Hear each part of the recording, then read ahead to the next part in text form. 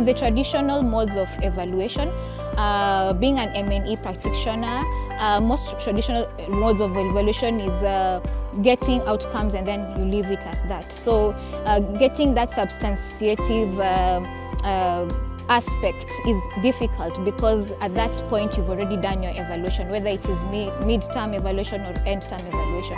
But when you're doing outcome harvesting, you get a chance to also harvest outcomes that you had not intended in your results framework or in your theory of change. And so this helps you to see how everything is connected to the theory of change.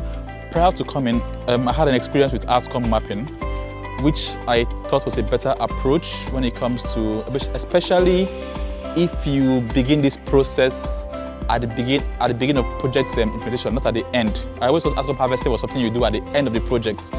But I think coming here has shown that you can actually do outcome harvesting as the project goes along. You don't have to wait till the end.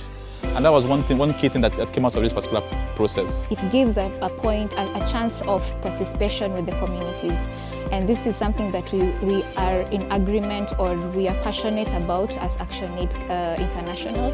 This evaluation method is quite more superior in some parts than what I was used to.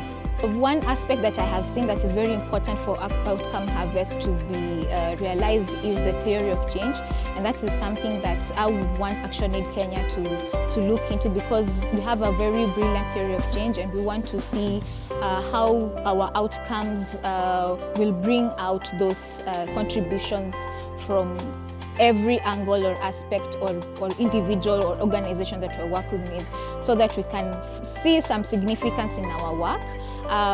In ActionAid Kenya, as all ActionAid affiliates, we have a lot of impact documented, but we sometimes cannot relate the contribution or who contributed what or what led to what. So I can't wait to go back to Kenya and do a step-down training to staff so that we can plan on how we can do our outcome harvest. First thing I will do is to ensure that every staff in the programming and evaluation have an idea of what this is and go out in their programming always looking out for outcomes and harvesting outcomes than leaving it to one particular individual or one particular team.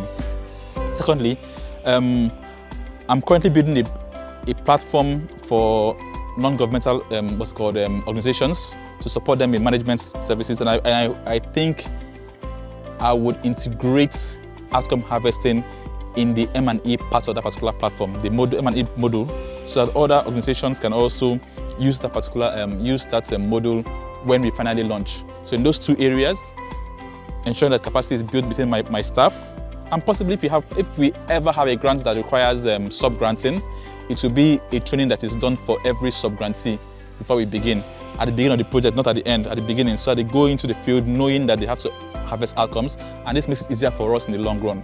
So in those two areas, capacity building and integrating it into the tech platform that we're currently building, are the two areas I think we would, when I get back, we'll be able to do with the training.